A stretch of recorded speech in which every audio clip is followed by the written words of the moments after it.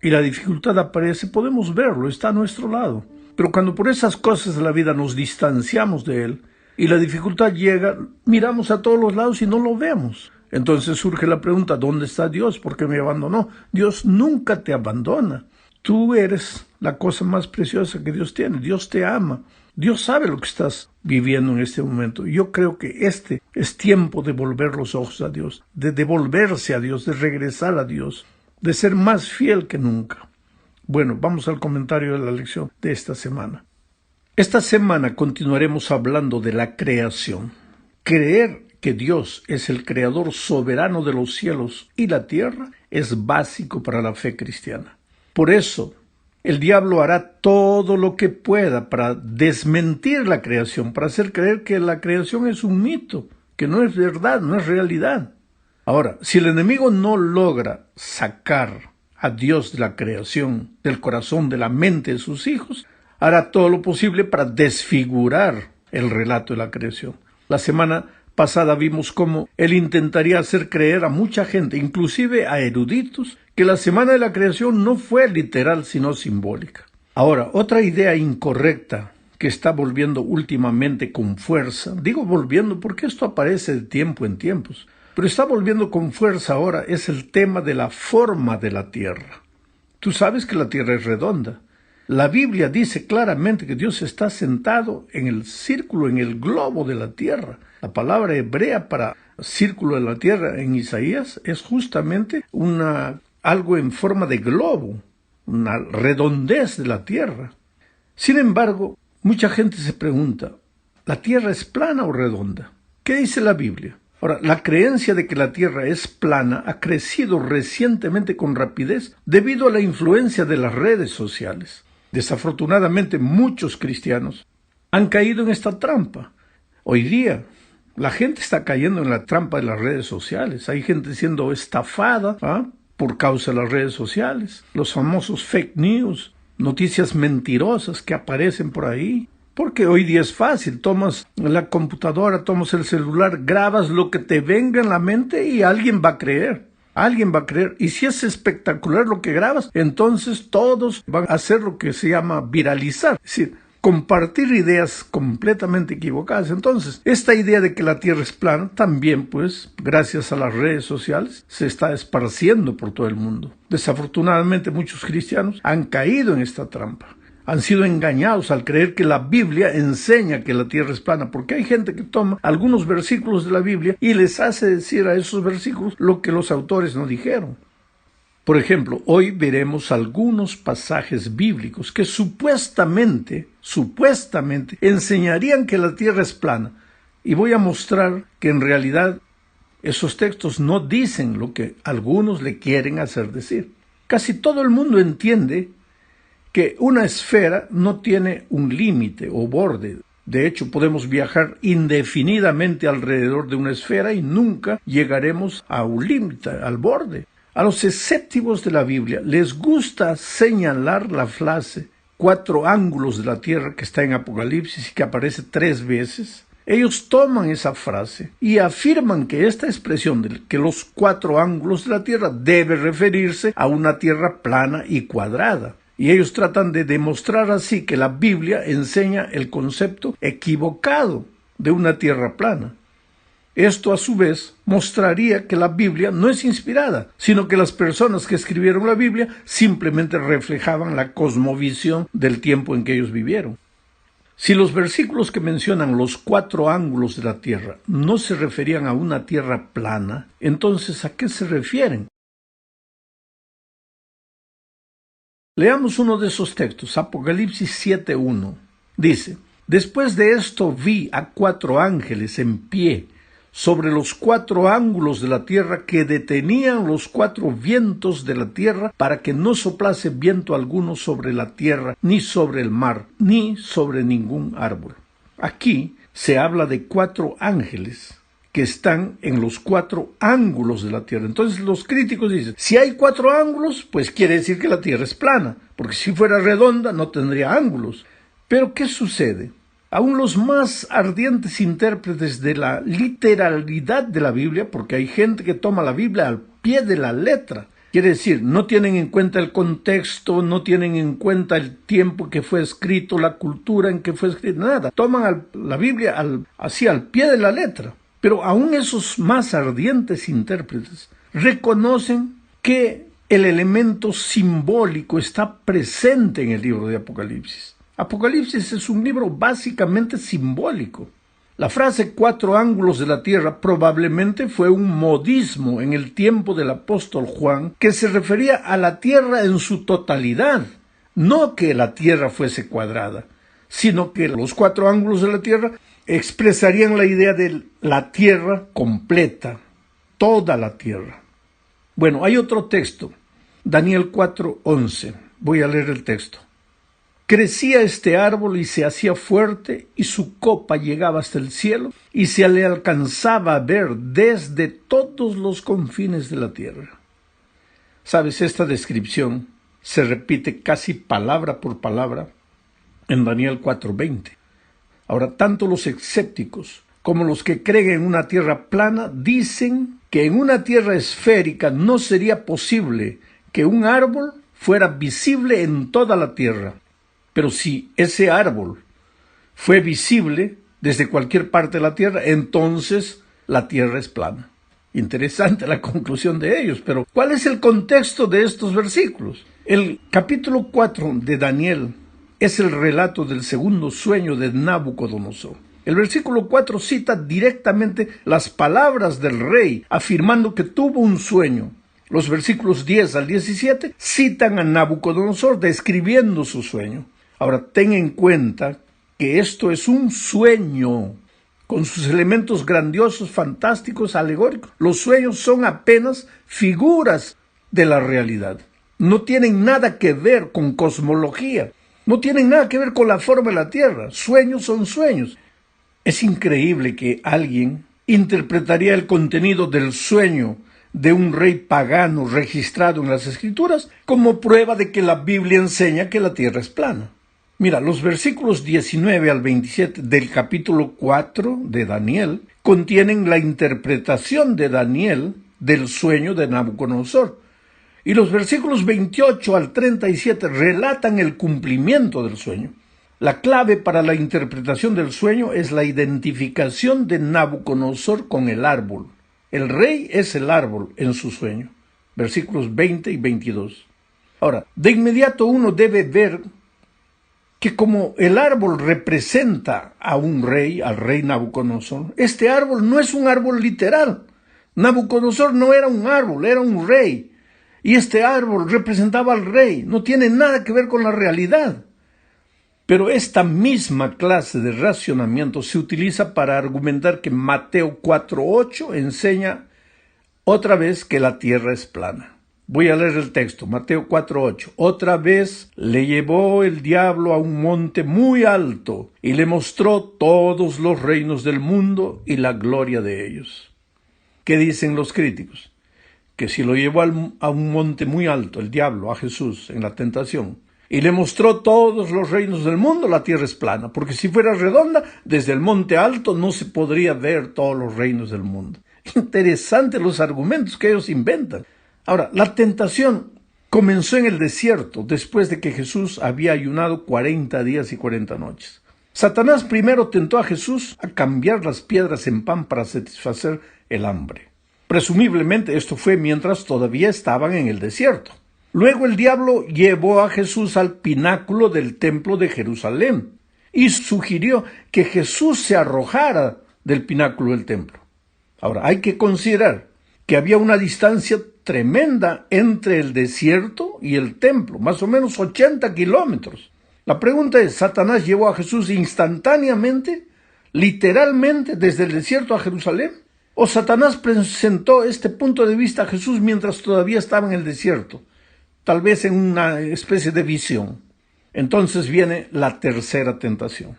Aquellos que desean defender la idea de una tierra plana señalan pues que todos los reinos de la tierra serían visibles desde la montaña alta solo si la tierra es plana. Sin embargo, si esta montaña de Mateo 4:8, con su vista de toda la tierra, es literal, entonces ¿dónde está ubicado ese monte? de donde se puede ver toda la tierra. Los que persiguen esta línea de racionamiento nunca han determinado la ubicación de ese monte tan alto de donde se podría ver todos los reinos de la tierra. Entonces tú te das cuenta que los argumentos que la gente inventa para afirmar que la tierra es plana es apenas para darle contra a la palabra de Dios, que es clara al decir que la tierra es redonda, que tiene la forma de un globo. Vamos a la segunda parte. Aquí veremos el tema de la creación en la literatura antigua. Tú sabes que antes que el pueblo de Israel surgiera ya existían los egipcios y otras culturas. Los arqueólogos han descubierto textos del antiguo Egipto y del cercano Oriente que contienen historias primitivas de la creación y del diluvio. Y esto hace que algunos se pregunten, ¿no será que el relato de Génesis fue tomado del relato de esas otras culturas? Una pequeña parte de esos textos egipcios dice, voy a leer tal como está. Cuando los dioses, en lugar del hombre, hicieron la obra, llevaron las cargas. La carga de los dioses era demasiado grande, la obra demasiado dura, la molestia demasiado grande. Dejen que la diosa matriz cree descendencia y que el hombre lleve la carga de los dioses. A Yestu, un dios que tenía inteligencia, ellos lo mataron en su asamblea. Nintu mezcló barro con su sangre y carne. Hasta aquí el relato de los egipcios. Ahora, querido, hay mucha diferencia entre este relato y el relato de Génesis. Claro que existen similitudes entre las historias. Por ejemplo, que los primeros seres humanos fueron hechos de barro. Las diferencias, a pesar de eso, son mucho más grandes. En el relato de los egipcios, el hombre trabaja para los dioses, para que los dioses puedan descansar. En Génesis, Dios crea la tierra, Dios es el que trabaja, y todo lo que hay en ella lo hizo Dios para la humanidad como el punto culminante de la creación, y luego descansó.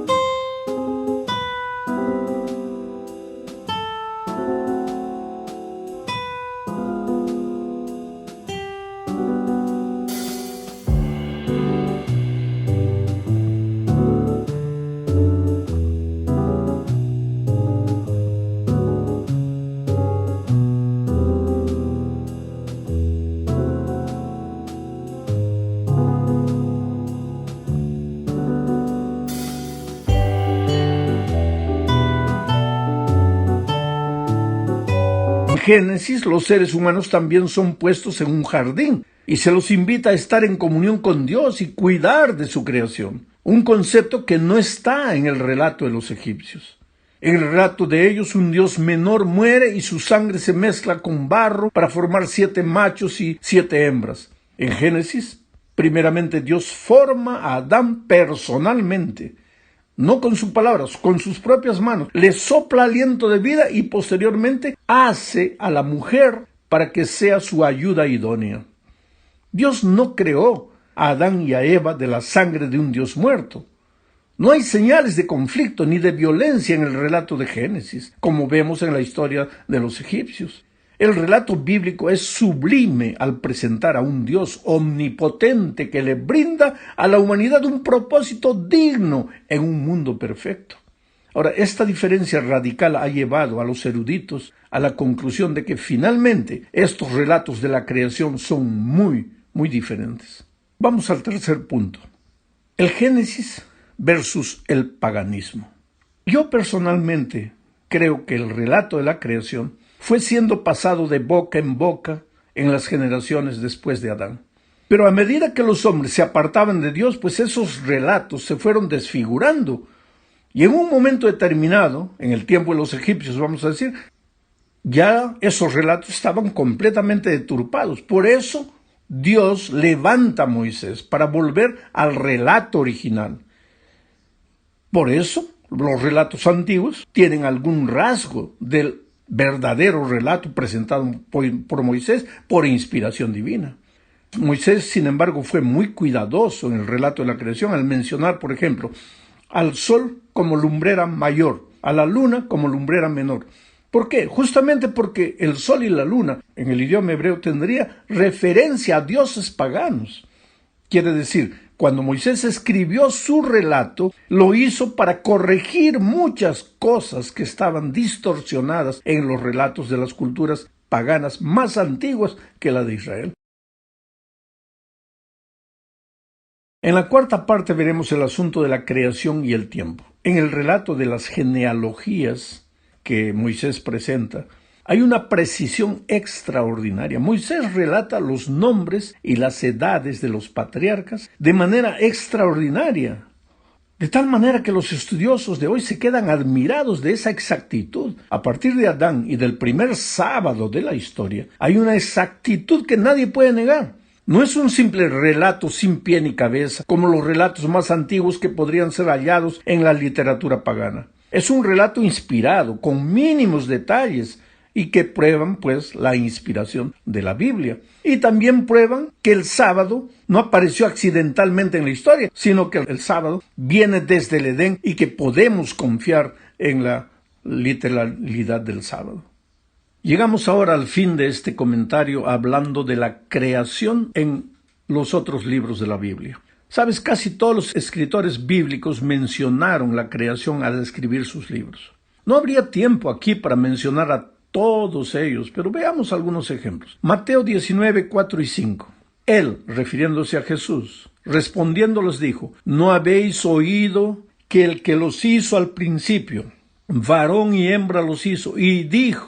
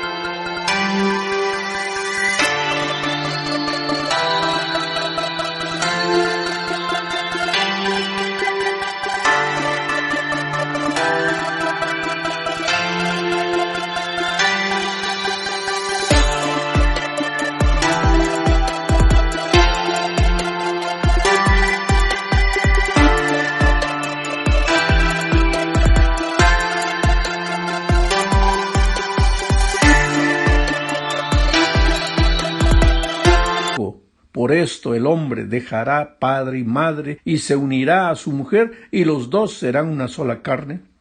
Estas palabras de Jesús se refieren ¿a qué? A la creación, al relato de la creación. ¿Y quién lo escribe? Mateo.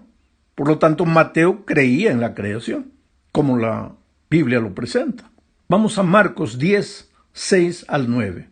Pero al principio de la creación, varón y hembra los hizo Dios. Por esto dejará el hombre a su padre y a su madre, y se unirá a su mujer, y los dos serán una sola carne. Así que no son ya más dos, sino uno. Por tanto, lo que Dios juntó, no lo separa el hombre. Nuevamente, son palabras de Jesús, refiriéndose a la creación del hombre y la mujer. Pero ¿quién registra? Marcos. O sea, Marcos también creía en el relato de la creación de Génesis.